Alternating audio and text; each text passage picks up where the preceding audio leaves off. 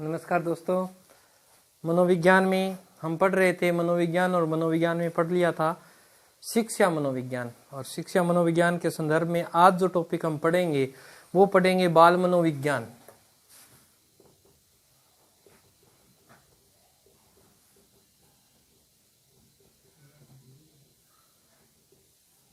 कि बाल मनोविज्ञान क्या है, कि मनोविज्ञान के अंदर जो बालक के मन और उसके स्वभाव और यानी उसके व्यवहार को जब नोट किया जाता है या उसका परीक्षण किया जाता है या उसको जांचा जाता है, वही क्या कहलाती है, बाल मनोविज्ञान।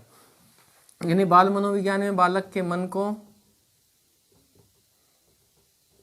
उसके स्वभाव को, उसके व्यवहार को, इन तीनों चीजों का अध्ययन किया जाता है, वो कहलाती है बाल मनोविज्ञान। यानी बालक किस प्रकार की एक्टिविटीज करता है, किस प्रकार की गतिविधियां करता है, उस दौरान वह किन चीजों का प्रयोग करता है, उसकी भाषा कैसी है, इन चीजों का, उसके समय संवेगों का क्या प्रयोग करता है, जो सब बातों का अध्ययन हम करेंगे बाल मनोविज्ञान के अंतर्गत। अगर बात करें बाल मनोविज्ञान की तो पूछ लेते हैं कि बाल मनोविज्ञान का वैज्ञानिक विश्लेषण किसने किया था। यानी अगर बात करें बाल मनोविज्ञान में बालक के जो बाल विकास का मनोवैज्ञानिक जो अध्ययन किया था या वैज्ञानिक जो अध्ययन किया था बाल विकास का, वैज्ञानिक अध्ययन किसने किया था। प्रश्न यहां से पूछ लेता है कि सर वैज्ञानिक अध्ययन करने वाला कौन था। तो वैज्ञानिक अध्ययन करने वाले थे पेस्टोलॉजी। इन्होंने अपने 3.5 वर्षीय पुत्र पर प्रयोग किया था, तो इसको ध्यान रखना है। पेस्टोलॉजी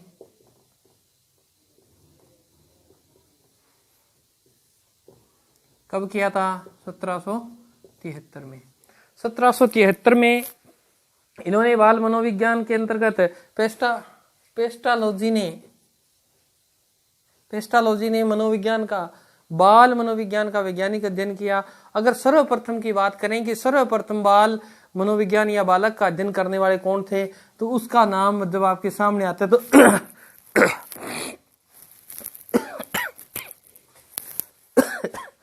जब बाल विकास का सर्वप्रथम अध्ययन करने की बात आए तो आपको इस बात का ध्यान रखना है कि सर्वप्रथम अध्ययन किया था जॉन लॉक ने।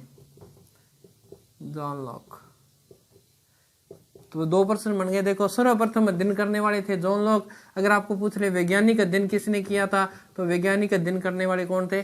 पेस्टालॉजी थे। इन्होंने अपने 3.5 वर्षीय पुत्र पर सर्वप्रथम मनोवैज्ञानिक जो था बाल का अध्ययन किया था कि बालक इस दौरान कैसी भाषा का यूज करता है, क्या क्या स्वभाव होते हैं, किन संवेगों का प्रयोग करता है। तो पेस्टालॉजी ने अपने ही बच्चे पर यह प्रयोग करके सिद्ध कर दिया था कि बालक इस दौरान किन प्रकार की गतिविधियों का प्रयोग करता है। फिर अगर बात करें, जर्मनी का एक व्यक्ति था टाइडमैन, उसने 1787 में टाइडमैन इसकी देखा देखी की थी पेस्टालॉजी की। टाइडमैन ने, इसने तो अपने बच्चे पे एक पे किया था, इसने बच्चों के समूह पर वैज्ञानिक अध्ययन किया और अपने विचारों को प्रस्तुत किया था। अगर इस आंदोलन की जनक की बात करें कि इस आंदोलन में सर्वप्रथम कहां से शुरू हुआ, किस प्रकार हुआ, बाल अध्ययन की क्या आवश्यकता पड़ गई कि बाल मनोविज्ञान बनानी पड़ी, तो सर्वप्रथम बात करें तो फ्रांस के अंदर एक आंदोलन हुआ था। आपको इस बात का ध्यान रखना है कि फ्रांस के अंदर एक आंदोलन हुआ था और उस आंदोलन के अंदर ये बात रखी गई कि बालक के व्यवहार को नोट किया जाए ताकि शिक्षक पढ़ाते समय इन बातों का ध्यान रखे। परंतु ये बात धीरे धीरे होते होते न्यूयॉर्क अमेरिका के शिकागो शहर तक चली गई और वहां बालक को सुधारने के लिए एक सुधार गृह भी बनाया गया था। अब देखें वो सुधार गृह कब हुआ था? 1887 की बात है। ये न्यूयॉर्क के अंदर बाल अपराधियों को सुधारने के लिए सुधार गृह, बाल सुधार गृह की स्थापना की गई थी। सुधार गृह की स्थापना की गई थी। तो यहाँ बाल सुधार गृह की स्थापना की गई। अगर भारत के संदर्भ में बात करें कि भारत के संदर्भ में कब स्टार्ट हुई, तो भारत में हुई थी बाल मनोविज्ञान की शुरुआत हुई थी भारत में 1930 से। और करने वाले कौन थे? भारत के अंदर 1930 में बाल मनोविज्ञान की शुरुआत हुई और करने वाली थी ताराबाई।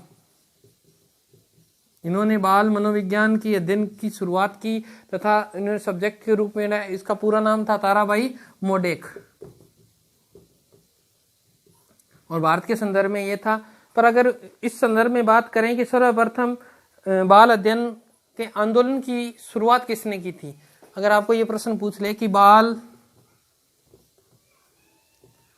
अध्ययन आंदोलन की शुरुआत करने वाले कौन थे, तो ये थे स्टैनले हॉल थे। Stanley hall. तो ध्यान रखना, आंदोलनकर्ता यानी आंदोलन के द्वारा इस अभियान को शुरू करने वाले थे स्टैनले हॉल। और ये कुछ प्रश्न है, रिपीट कर लेते हैं। बाल मनोविज्ञान क्या है? बालक के मन और स्वभाव व्यवहार का अध्ययन करती है। बाल विकास का वैज्ञानिक अध्ययन सर्वप्रथम पेस्टालोजी ने अपने 3.5 वर्षीय पुत्र पर किया था और इसने बताया था कि बालक किस प्रकार व्यवहार करता है। फिर बाल विकास की सर्वप्रथम जो अध्ययन करने वाले थे वो थे जॉन लॉक। फिर 1787 में टाइडमैन ने इनके देखा देखी 5 बच्चों के समूह पर वैज्ञानिक अध्ययन किया था। फिर 1887 में न्यूयॉर्क में बाल सुधार गृह की स्थापना की गई थी। भारत में 1930 में ताराबाई मोडेक द्वारा बाल अध्ययन की शुरुआत की गई थी। बाल अध्ययन के आंदोलन की शुरुआत कहाँ हुई थी और किसने की थी? स्टैनले हॉल ने की थी। तो ये कुछ महत्वपूर्ण बिंदु थे जिनमें कई बार ये प्रश्न पूछ लेता है। अब इस संदर्भ में देखें कि बाल मनोविज्ञान के अंतर्गत हम किन चीजों का अध्ययन करते हैं, तो वो टॉपिक आता है, आपका सबसे बड़ा टॉपिक है अभिवृद्धि और विकास। अभिवृद्धि और विकास। अभिवृद्धि क्या होती है और विकास क्या होता है? जब कोचिंग क्लासेज में पढ़ाते हैं सबसे बड़ा प्रश्न यही होता है कि ये क्या है। तो ध्यान रखना, देखने में एक जैसे लग रहे हैं कि अभिवृद्धि और विकास तो एक ही होंगे, परंतु दोनों चीजें अलग अलग हैं। अभिवृद्धि और विकास एक सिक्के के 2 पहलू कह सकते हो। सिक्का एक ही है, एक तरफ अभिवृद्धि और दूसरी तरफ विकास है, पर है क्या, इस चीज का अध्ययन करेंगे। अभिवृद्धि किसे कहते हैं? तो देखिए, अभिवृद्धि वो होती है जो शरीर का बाह्य अंगों में जो विकास होता है, शरीर के बाह्य रूप में, शरीर का बाह्य रूप जैसे कद, भार, इन चीजों का बढ़ना क्या है? आपकी अभिवृद्धि है। अगर विकास के संदर्भ में बात करें तो विकास सर्वांगीण होता है। विकास सर्वांगीण होता है, हर चीज का विकास होता है। मानसिक विकास होता है, शारीरिक होता है, संवेगात्मक होता है, सामाजिक विकास होता है। ये सभी क्या है? विकास की श्रेणी में आएंगे। तो ये सर्वांगीण विकास है। तो अगर आपको सीधी सी बात कह दें कि अभिवृद्धि क्या है, अभिवृद्धि का मतलब जो शरीर के बाह्य रूप से दिखे, आपको शरीर में स्पष्ट रूप से बाहर से दिखाई दे, वो आपकी है अभिवृद्धि। और विकास के संदर्भ में बात करें तो विकास होता है डेवलपमेंट। इसके अंदर क्या क्या चीजें आ सकती हैं? इसमें देखो, वृद्धि भी शामिल होती है, इसमें क्षमता भी आती है, इसमें परिपक्वता भी आती है। इन सब चीजों का मिला जुला रूप क्या है? विकास है। तो ये सब चीजें आपकी विकास के अंतर्गत आएंगी। इन दोनों के बीच में क्या फर्क है, तो अपन एक सारणी से इन चीजों को स्पष्ट करते हैं। एक तरफ हम अभिवृद्धि को पढ़ेंगे और एक तरफ हमें विकास को पढ़ेंगे।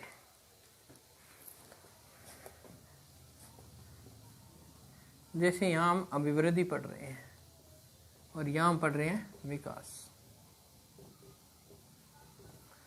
अभिवृद्धि जो होती है इसकी बात करें तो ये रचनात्मक होती है। अभिवृद्धि क्या होती है? रचनात्मक होती है। यानी अभिवृद्धि में किसी न किसी वस्तु का क्या होता है? निर्माण होता है। आप ये कह सकते हो अभिवृद्धि निर्माणात्मक होती है, रचनात्मक होती है। जो शरीर से जो इसका स्वरूप है, अभिवृद्धि का जो स्वरूप है वो रचनात्मक होगा या वो निर्माण करेगा। यानी आपको स्पष्ट रूप से दिखाई देगा, ये खुली आंखों से दिखाई देगा। जैसे हाइट का बढ़ना ये अभिवृद्धि है, ठीक है। वजन का बढ़ना ये आपकी क्या है? अभिवृद्धि है।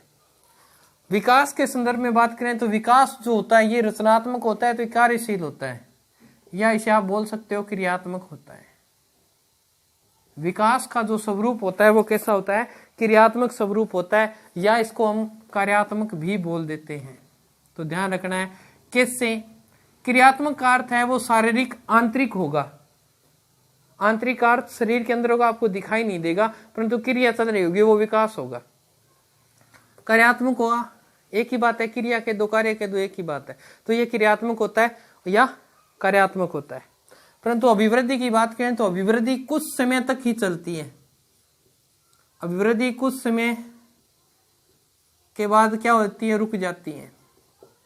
कुछ समय के बाद रुक जाती है अभिवृद्धि, कुछ समय के बाद रुक जाती है। और विकास क्या होता है, विकास जीवन भर चलता है, विकास जीवन पर्यंत चलता है। कैसे? तो देखिए हाइट एक निश्चित आयु तक की बढ़ती है, उसके बाद रुक जाती है। विकास होता है ये जीवन भर चलता है, जब तक मनुष्य जीवित रहता है जब तक विकास होता रहता है। उसकी मांसपेशियों में विकार आते रहते हैं, कभी मांसपेशियां कमजोर हो जाती हैं, कभी उनमें फिर वो दृढ़ हो जाती हैं। आपकी हड्डियां देख लो, आपकी हड्डियां जन्म के समय ऐसी थी, फिर धीरे धीरे उनमें विकास हुआ, ऐसी हो गई, फिर ऐसी हो गई, फिर ऐसी हो गई। धीरे धीरे जैसी आयु की तरफ जाते हैं फिर हड्डियों के अंदर क्या आना लग जाता है, हड्डियां कमजोर होने लग जाती है। कमजोर होना भी क्या है, एक विकास है। तो ध्यान रखना, अभिवृद्धि हमेशा विवर्ती सूचक होती है। अभिवृद्धि हमेशा क्या होती है, विवर्ती सूचक होती है, अर्थात हमेशा बढ़ती है। ये विवर्ती सूचक का अर्थ है अभिवृद्धि बढ़ सकती है, घट नहीं सकती। परंतु विकास ये ह्रास सूचक भी होता है, यानी ये माइनस में भी चला जाता है। विकास जो होता है प्लस में तो होता ही होता है, परंतु ये माइनस में भी चला जाता है। कैसे? अभी हड्डियों वाला उदाहरण लिया था। बुढ़ापे में जो मनुष्य की हड्डी होती है वो एक बालक के समान हो जाती है। हड्डियों में पहले विकास हुआ था, फिर धीरे धीरे वो क्या होगी, कम होने लगी। मांसपेशियों में पहले क्या था, हष्ट पुष्ट मांसपेश था, विकास हुआ था। धीरे धीरे जब मृत्यु की तरफ जाते हैं तो धीरे धीरे वो हड्डियां क्या हो जाती हैं, वो मांसपेशियां क्या स्थिर हो जाती है और वो चमड़ी लटक जाती है और वो कमजोर श्रेणी में चल जाती है। तो विकास होता है वो ह्रास सूचक भी होता है। अब इसकी बात करें तो अभिवृद्धि का जो प्रयोग है ये संकुचित है। अगर आपको पूछ ले किस अर्थ में है तो ये संकुचित अर्थ में है। ध्यान, क्यों कुछ समय बाद में रुक जाएगी तो ये संकुचित अर्थ अपने आप ही हो गया, ये संकुचित अर्थ में है।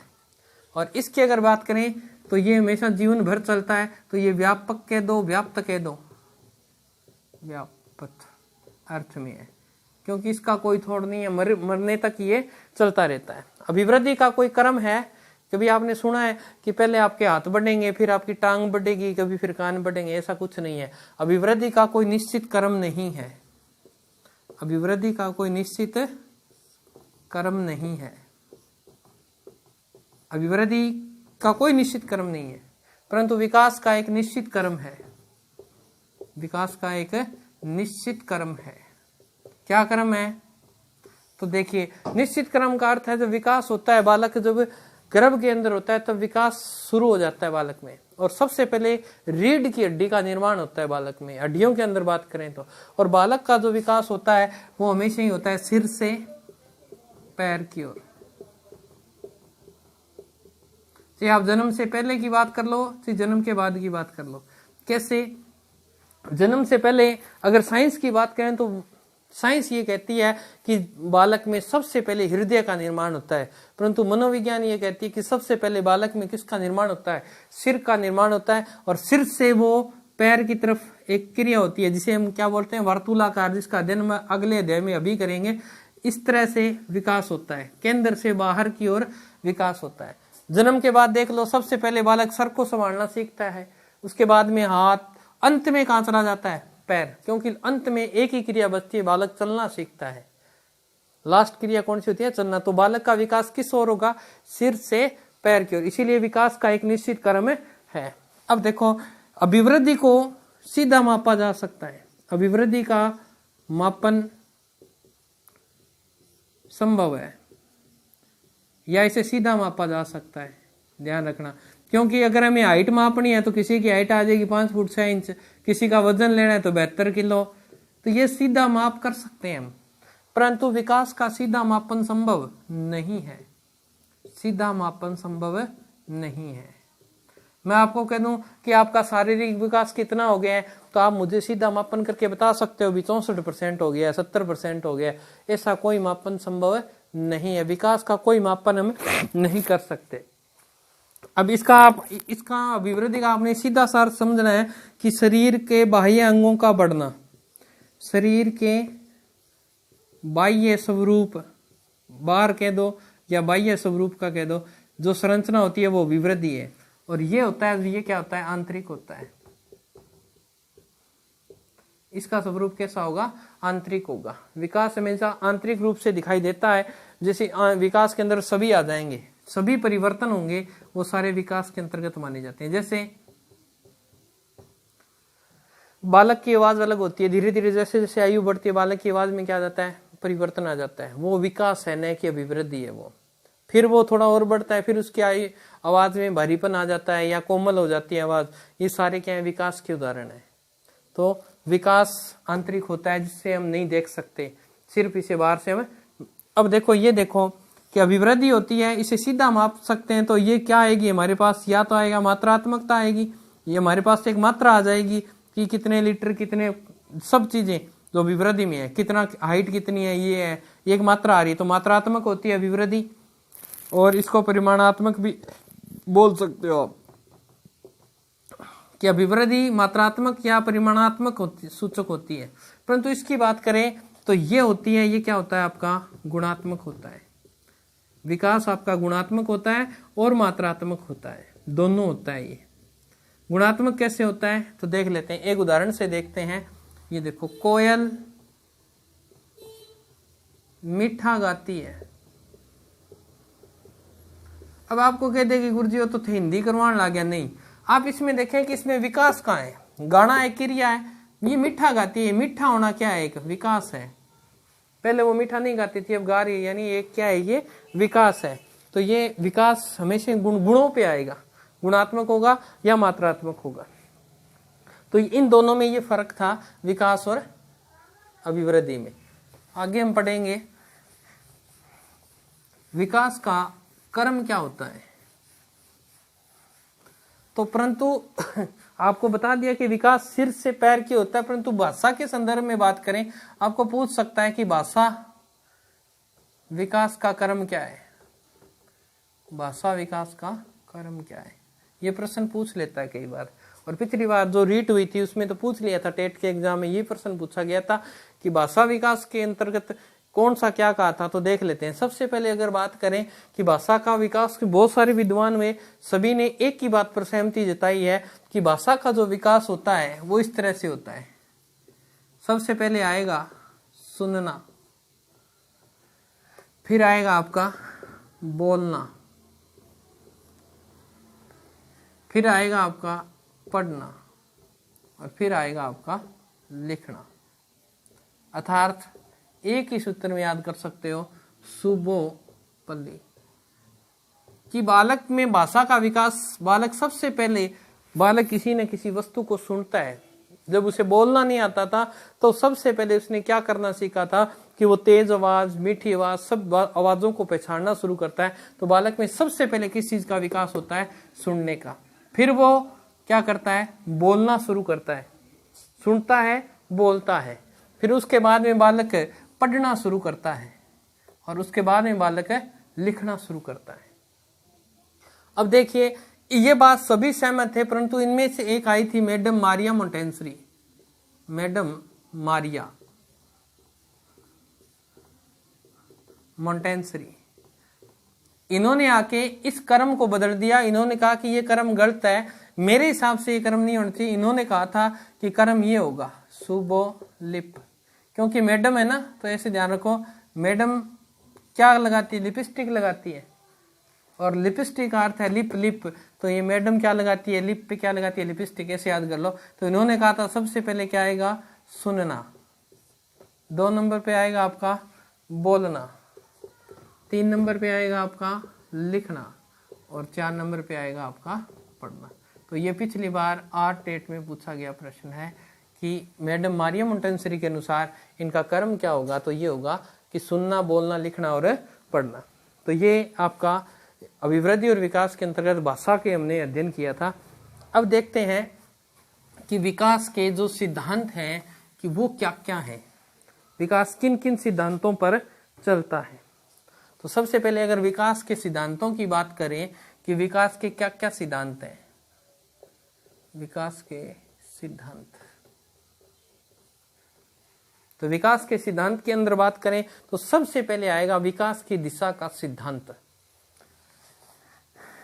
विकास की दिशा का सिद्धांत,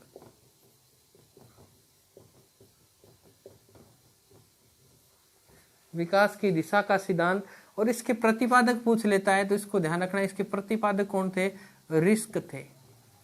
इन्होंने बताया था कि जो विकास होता है वो होता है सिर से पैर की ओर। ध्यान रखना है कि विकास की दिशा के अंतर्गत बताया कि विकास जो होता है वो सिर से पैर की ओर होता है। ये विकास की दिशा का सिद्धांत है कि विकास हमेशा सिर से पैर की ओर होगा। इसीलिए इस विकास सिद्धांत को इस नाम से भी जाना जाता है, मस्तकोधोमुखी। मस्तकोधोमुखी या इसे वार्तुलाकार भी कह देते हैं, ठीक है। या इसे केंद्र से बाहर की ओर होता है। विकास हमेशा किस ओर होता है? केंद्र से बाहर की ओर। तो कौन सा हो गया? ये अपसारी हो गया। अपसारी हो गया ना, अपसारी विकास। यानी ये कहता है बालक में सबसे पहले देखो जीन बने, ऐसे छोटा सा एक स्पर्म छोड़ा, धीरे धीरे इसमें विकास होगा, तो ये इस तरह चलेगा,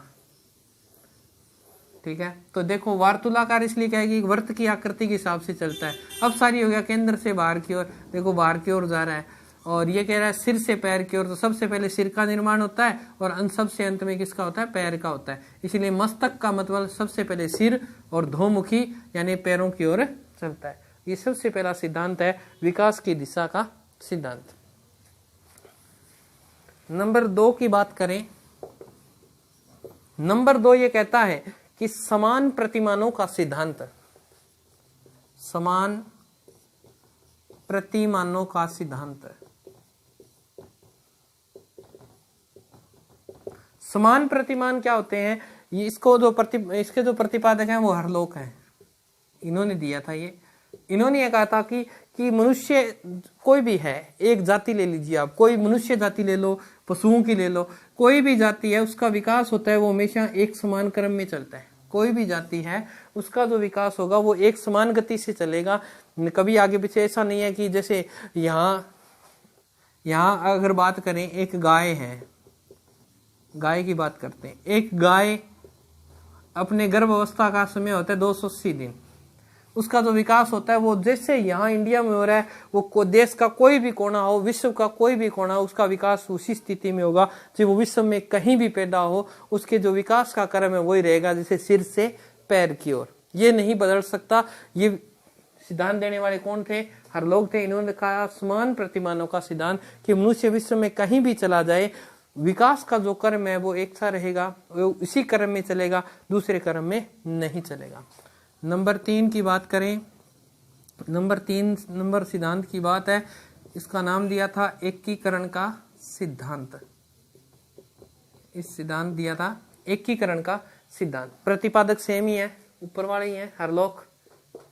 इन्होंने कहा था कि एकीकरण का मतलब है कि सर्वप्रथम बालक होता है वो असामान्य क्रियाएं करता है। आपने देखा होगा कि सर्वप्रथम बालक को हम कोई वस्तु पकड़ाते हैं तो वो दोनों हाथों से पकड़ने का प्रयास करता है, परंतु कुछ समय के बाद बालक एक हाथ से पकड़ने का प्रयास करता है। धीरे धीरे जैसे जैसे उसमें विकास होता जाएगा, बालक आवश्यकता के अनुसार अंगुलियों का प्रयोग करेगा। आप देख लेना, एक बालक को अगर निप्पल पकड़ाया जाता है तो शुरू में बालक उसे इस दोनों हाथों से इससे पकड़ता है, धीरे धीरे वो इस हाथ से पकड़ना शुरू कर देता है।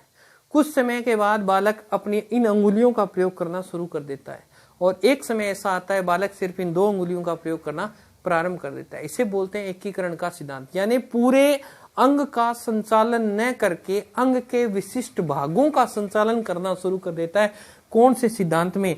एकीकरण के सिद्धांत में। एकीकरण का मतलब है एक अंग का प्रयोग करना प्रारंभ कर देगा, सभी अंगों का प्रयोग अब नहीं करेगा। इसीलिए इसे विशिष्ट क्रियाओं का सिद्धांत भी कहते हैं। इसका दूसरा नाम है विशिष्ट क्रियाओं का सिद्धांत।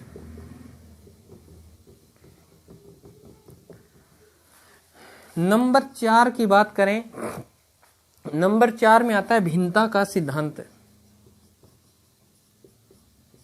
भिन्नता का सिद्धांत। भिन्न क्या होते हैं? अलग अलग होते हैं, डिफरेंट होते हैं। विकास का तो एक क्रम एक सा होता है, परंतु विकास की जो गति होती है वो एक सी नहीं होती। विकास का क्रम क्या होता है? क्रम तो होता है सिर से पैर की ओर, परंतु गति ये एक सी नहीं होती। क्यों? क्या विकास की जो गति होती है वो एक सी कैसे नहीं होती? तो देखें, शेषवावस्था में विकास की गति होती है वो तीव्र होती है, बालक की विकास बहुत तेज गति से होता है। और जैसे ही बालक बाल्यावस्था में जाएगा विकास की गति क्या हो जाएगी? निम्न हो जाएगी। तो देखो विकास की गति एक सी नहीं रहेगी, इसीलिए इसे बोलते हैं कि हर आयु वर्ग के साथ बालक में भिन्नता आएगी। धीरे धीरे बालक का विकास कम होता जाएगा, फिर बढ़ता जाएगा। जैसे बालक और बालिकाओं के विकास में भी अंतर आता है। बालिकाओं का विकास तीव्र गति से होता है और बालकों का विकास मंद गति से होता है। इसीलिए इस सिद्धांत को नाम दिया गया था भिन्नता का सिद्धांत।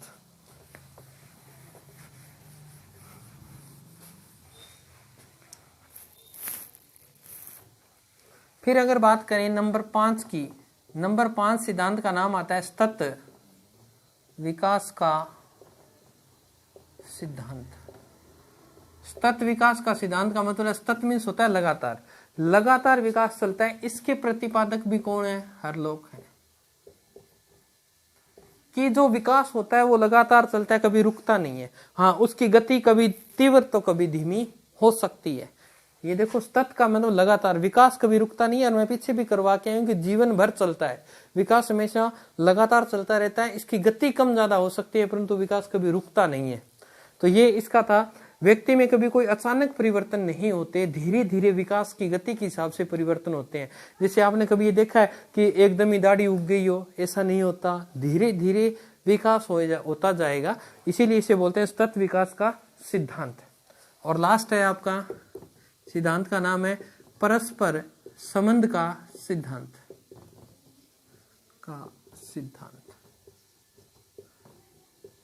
परस्पर संबंध का सिद्धांत, जिसके प्रतिपादक थे गेरिसन। इसके प्रतिपादक कौन थे? गेरिसन। अब ये बात जो है गेरिसन ने ये कहा था, इस सिद्धांत के अनुसार कोई भी विकास है, विकास के कोई भी पक्ष हो वो एक दूसरे से जुड़े होंगे। जैसे अगर बात करें परस्पर, कह रहा है कि सबसे पहले बालक का कौन सा विकास होगा? कि शारीरिक विकास उसका अच्छा हो रहा है, उसका अच्छा हो रहा है। तो शारीरिक विकास अच्छा होगा तो मानसिक विकास भी अच्छा होगा। अगर मानसिक विकास अच्छा होगा तो बालक के संवेगात्मक विकास भी क्या होगा? अच्छा होगा। और बालक का अगर संवेगात्मक विकास अच्छा हो रहा है तो बालक का सामाजिक विकास भी क्या होगा? अच्छा होगा। तो यानी ये कह रहा है कि कोई भी विकास हो वो एक दूसरे से जुड़े होते हैं। अगर कोई बालक बीमार रहता है, जैसे उसका शारीरिक विकास अच्छा नहीं हुआ, उसकी हाइट कम रहेगी, तो उसका मानसिक विकास, उससे क्या आएगी? हीन भावना आएगी, जिससे उसके संवेगों में परिवर्तन आएगा और फिर उसके समाज में भी क्या हो जाएगी? उसका विकास अच्छा नहीं हो पाएगा। इसीलिए कोई भी विकास है वो एक दूसरे से क्या होता है? जुड़ा होता है। शरीर स्वस्थ है तो आपका माइंड स्वस्थ रहेगा, माइंड स्वस्थ रहेगा तो आपके संवेगों पर नियंत्रण रहेगा, और संवेगों पर नियंत्रण रहेगा तो आपकी समाज में अलग ही पहचान होगी। इसीलिए इस सिद्धांत को नाम दिया गया परस्पर संबंध का सिद्धांत, जिसके प्रतिपादक कौन थे? गेरिसन। तो हमने अभिवृद्धि, विकास और विकास के सिद्धांत पढ़ लिए थे। अगर अब बात करें विकास को कौन कौन सी चीजें प्रभावित करती हैं, विकास को कौन सी चीजें प्रभावित करेंगी, तो प्रभावित कारकों की बात कर रहे हैं अपन कि विकास को प्रभावित करने वाले कारक कौन कौन से हैं। तो सबसे पहले अगर बात करें विकास को जो चीज सबसे ज्यादा प्रभावित करेगी वो करेगा उसका वंशानुक्रम या आनुवंशिकता, एक ही बात है। और अगर ज्यादा डीपली कहेगा तो नाम दे देगा जैविकीय कारक। ये बालक के विकास को प्रभावित कर सकते हैं। जैसे उस परिवार के अंदर बात करें कि उस परिवार में एक परिवार है, बालक का विकास हो रहा है, उस परिवार में सभी की हाइट 5 फीट है, उससे ऊपर गई नहीं कभी, तो ये विकास को प्रभावित करने वाला है, क्योंकि इसमें क्या है? जीन आ गए। कौन? आनुवंशिकता चीज होती है वो विकास को प्रभावित कर रही है। यानी धीरे धीरे ये आगे से आगे चला जाएगा। तो वातावरण भी प्रभावित करता है परंतु आनुवंशिकता उसमें महत्वपूर्ण भूमिका निभाती है। नंबर 2 की बात करें तो 2 नंबर में आता है आपका वातावरण। विकास के अंतर्गत वातावरण भी प्रभावित करता है, यानी हम इसे बोल सकते हैं परिवेश। और परिवेश में क्या कह सकते हैं?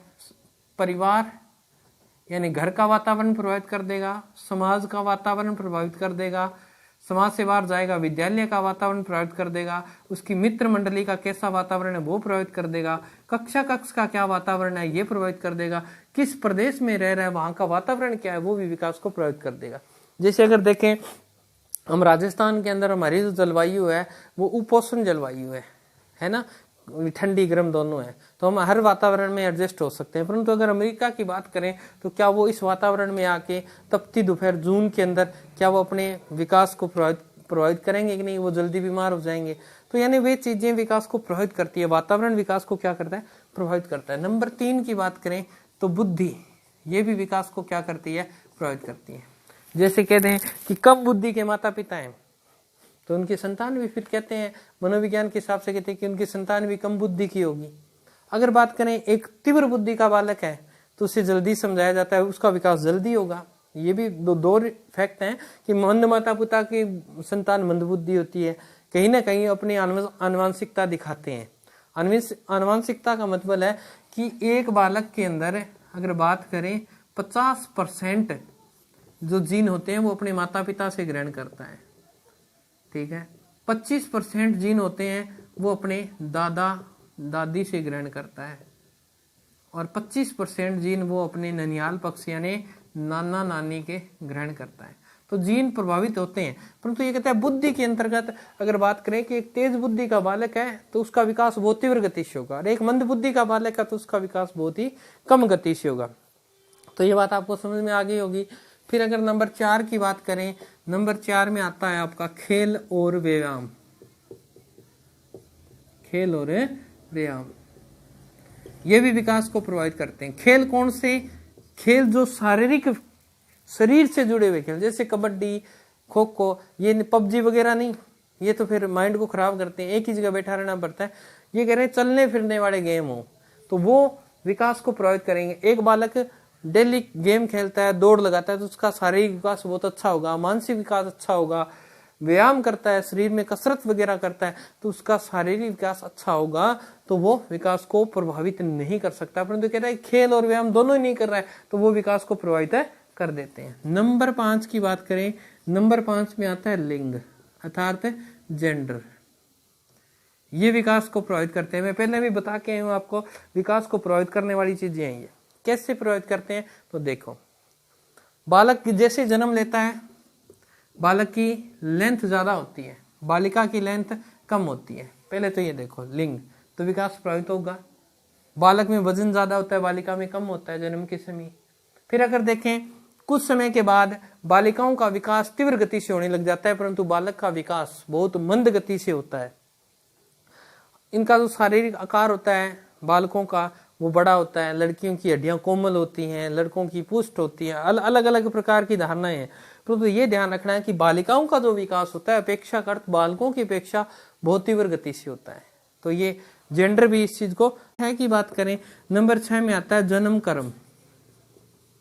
ये भी विकास को प्रभावित करता है कि किसी बालक ने जन्म पहले ले लिया तो विकास को प्रभावित कर सकता है।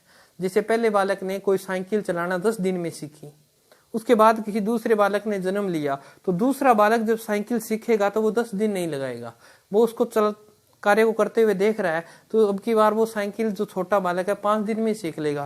तो यानी उसमें विकास तीव्र गति से हुआ। तो जन्म कर्म का भी प्रभाव पड़ता है, होता है ना। कई बार आपने देखा होगा कि गाँव के अंदर ये कम अशिक्षित जो वर्ग है उनके बहुत सारे बच्चे हो जाते हैं, 5-7 बच्चे होते हैं, और वो जब तक उनके लड़का नहीं होता तब तक वो प्रोग्रेस जनसंख्या वृद्धि में चलते जाते हैं। जनसंख्या बढ़ी रही, कोई दिक्कत नहीं है। और फिर देखना कि जो लास्ट बच्चा होता है ना, लास्ट बच्चे पे ज्यादा ध्यान, जैसे लड़का हो गया तो ऊपर वालियों पर ध्यान देना कम कर देता है जो लड़कियां होती है। तो ऐसा भेदभाव भी मेरे यहाँ देखा गया। तो विकास में प्रभावित करती हैं चीजें। एक जो पहले जो बालक होता है घर में, छोटा बालक सबसे फर्स्ट आता है, उसका विकास बहुत बढ़िया होता है क्योंकि सब लोग उसे चाहते हैं, गोद में उठाते हैं, सब जगह ले घूमते रहते हैं। जैसे दूसरा बालक होगा उसका चाव कम हो जाएगा। तो विकास धीरे धीरे जन्म कर्म पर भी प्रभावित करता है। नंबर 7 की बात करें, पोषण और कुपोषण। पोषण और कुपोषण की गर्भ अवस्था के दौरान माता जो जच्चा होती है वो किस प्रकार का भोजन ग्रहण करती है। अगर वो अच्छा भोजन ग्रहण कर रही है तो विकास की गति क्या होगी, अच्छी होगी। अगर वो कुपोषण, उसमें सभी मात्राएं नहीं है, प्रोटीन विटामिन जो भी है आवश्यक तत्व नहीं है, तो उसका विकास क्या होगा, बच्चे का जो विकास होगा वो कम गति से होगा, बालक विकलांग पैदा हो सकता है। अगर माँ गर्भावस्था के दौरान सिगरेट, धूम्रपान, कोई भी नशीले पदार्थ का सेवन करती है तो बालक में इस विकास की गति को भी वो प्रभावित करती है। तो धन्यवाद दोस्तों, मिलते हैं नेक्स्ट वीडियो में।